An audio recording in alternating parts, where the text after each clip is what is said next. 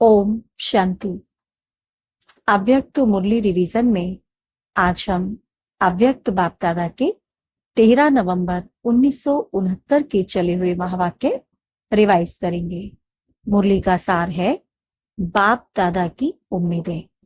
बाबा ने कहा, अशरीरी होकर फिर शरीर में आने का अभ्यास पक्का हो जाता है।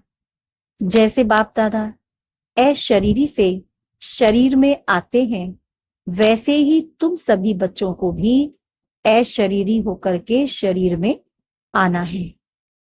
अव्यक्त स्थिति में स्थित होकर फिर व्यक्त में आना है। ऐसा अभ्यास दिन प्रतिदिन बढ़ाते चलते हो। बाप दादा जब आते हैं तो किससे मिलने आते हैं? तो कहा आत्माओं से। तो बाबा ने कहा आत्माएं कौन सी?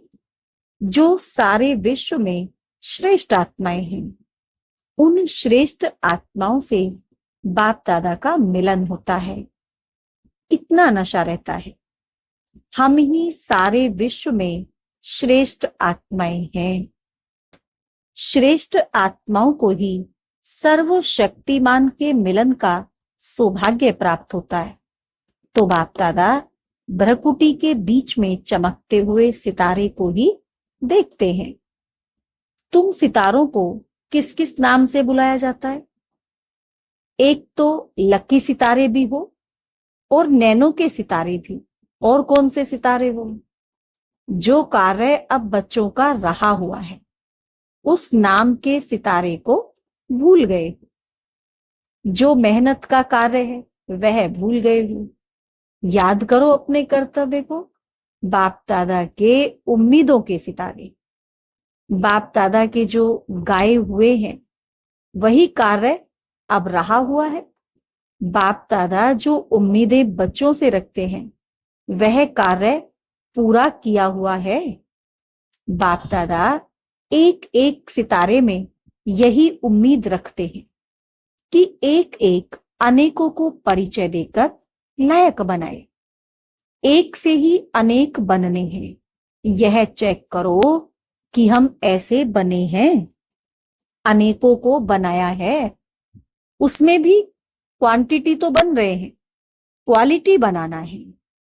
क्वांटिटी बनाना सहज है, लेकिन क्वालिटी वाले बनाना, यह उम्मीद बाप दादा सितारों में रखते हैं। अभी यह कार्य रहा हुआ है। क्वालिटी बनाना है। क्वांटिटी बनाना यह तो चल रहा है, लेकिन अभी ऐसी क्वालिटी वाली आत्माएं बनाने की सर्विस रही हुई है। क्वालिटी वाली एक आत्मा क्वांटिटी को आपे ही लाएगी। एक क्वालिटी वाला अनेकों को ला सकता है। क्वालिटी क्वांटिटी को ला सकती है। अभी यही कार्य जो रहा हुआ है उसको पूरा करना है। अपनी सर्विस की क्वालिटी से आप खुद संतुष्ट रहते हो? पूछ रहे हैं बाबा बच्चों से कि आप जो सर्विस करते हो उस सर्विस की क्वालिटी से आप खुद संतुष्ट रहते हो? क्वांटिटी को देख खुश होते हो, लेकिन क्वालिटी को देख सर्विस से संतुष्ट होना है। खाली क्वांटिटी को देखकर खुश नहीं होना है, क्वालिटी को देखकर सर्विस से संतुष्ट होना है। क्वालिटी कैसे लाएंगे? जितनी जितनी जिसमें डिवाइन क्वालिटी होगी उतना ही क्वालिटी वालों को लाएंगे। कई बच्चों को सभी प्रकार की मेहनत बहुत करनी पड़ती है। अपने पुरुषार्थ में भी तो सर्विस में भी, अपने पुरुषार्थ में भी मेहनत करनी पड़ती है तो सर्विस में भी। कोई को ज्यादा मेहनत करनी पड़ती है, कोई को कम। इसका कारण क्या है? कभी उसी को ही मेहनत लगती है, कभी फिर उन्हीं को ही सहज लगता है। यह क्यों? धारणा की कमी के कारण मेहनत लगती है। जब धारणा नहीं होती तो मेहनत लगती है। कई कर्तव्यों में तो लोग कह देते हैं कि इनके भाग्य में ही नहीं है। यहां तो ऐसे नहीं कहेंगे। किस विशेष कमी के कारण मेहनत लगती है? श्रीमत पर चलना है, फिर भी क्यों नहीं चल पाते? कोई भी कार्य में, चाहे पुरुषार्थ चाहे सर्विस में, मेहनत लगने का कारण यह है कि बातें तो सभी बुद्धि में हैं, लेकिन इन बातों की महीनता में नहीं जाते।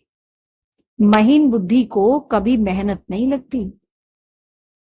मोटी बुद्धि कारण बहुत मेहनत लगती है। श्रीमत पर चलने के लिए भी महीन बुद्धि चाहिए। महीनता में जाने का अभ्यास करना है। दूसरे शब्दों में यह कहेंगे कि जो सुना है वह करना है, अर्थात उसकी महीनता में जाना है। जैसे दही को भिगोकर महीन करते हैं, तब उसमें मक्खन निकलता है, तो यह भी महीनता में जाने की बात है। महीनता की कमी के कारण मेहनत होती है। महीनता में जाने की बजाय उस बात को मोटे रूप में देखते हैं। सर्विस के समय भी महीन बुद्धि को ज्ञान की महीनता में जाकर उसको सुनाएं और उसको महीनता में ले जाएं, तो उसको भी मेहनत कम लगे और अपने को भी कम लगे। इस महीनता की ही कमी है। अब यही पुरुषार्थ करना है।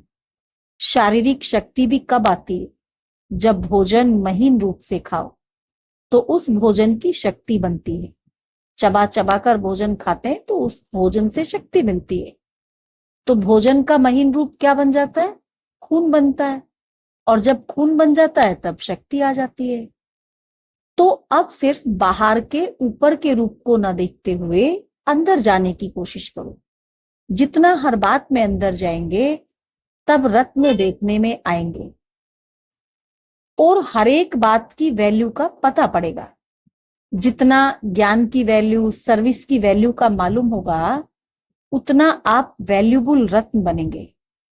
ज्ञान रत्नों की वैल्यू कम करते हो तो खुद भी वैल्यूबल नहीं बन सकते। एक एक रत्न की वैल्यू को परखने की कोशिश करो। आप बाप दादा के वैल्यूबल रत्न हो ना। वैल्यूबल रत्न को क्या किया जाता है? तो सुनाया, छिपा कर रखना होता है। तो बाबा ने कहा, बाप दादा के जो वैल्यूबल रत्न है, उन्हों को बाप दादा छिपा कर रखते हैं, माया से छिपाते हैं। माया से छिपाकर फिर कहाँ रखते हैं? जितना जितना जो अमूल्य रत्न होंगे, उतना उतना बाप दादा के दिल तख्त पर निवास करेंगे। जब दिल तख्त नशीन बनेंगे, तब राज्य के तख्त नशीन बनेंगे। तो संगम युग का कौन सा तख्त है? तख्त है वह बेघर हो। संगम युग पर कौन सा तख्त मिलता है? बाप दादा के दिल का तख्त। यह सारे जहान के तख्तों से श्रेष्ठ है। कितना भी बड़ा तख्त सतयुग में मिले, लेकिन इस तख्त के आगे वह क्या है? संगम युग का जो तख्त, बाप दादा का जो दिल तख्त हमें मिला है, वो कितना महान है, कितना श्रेष्ठ है। पूरे जहान में जितने भी तख्त है, सब तख्तों से श्रेष्ठ है। सतयुग में मिलने वाला तख्त, इस तख्त के आगे क्या है? कुछ भी नहीं। और जब इस तख्त पर रहेंगे, तो इस तख्त पर रहने से माया कुछ नहीं कर सकती। इस पर उतरना चढ़ना नहीं पड़ेगा। इस पर रहने से माया के सर्व बंधनों से मुक्त रहेंगे। अच्छा, ओम शांति।